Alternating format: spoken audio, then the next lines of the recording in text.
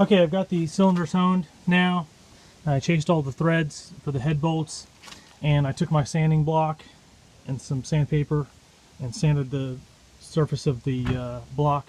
I know I've had mechanics and machinists tell me that you should never touch the top of a block with anything but like a razor blade to clean it up, but I've been doing this a long time. I've been using sandpaper a long time and sanding blocks, and this is how I want to do it.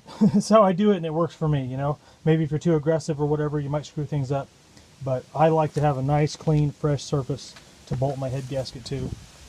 I've got the crank journals polished here on this side, got the oil pan mating surface cleaned up.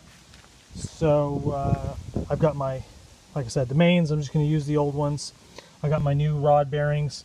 These are the exact same bearings that came out of it. They're a Federal Mogul, which I'm not really a big fan of. Google Federal Mogul, read up on them, and you'll understand why. But it had Federal Moguls in it, and this was an economy rebuild. You know, I look at this motor, and you know, my opinion is this was a JIS engine out of Dallas, Texas, or Fort Worth area. Did the original rebuild on this. You can buy those engines on eBay for about $1,200. So this was not a real high dollar rebuild, but I'm not planning on using it for a long time either.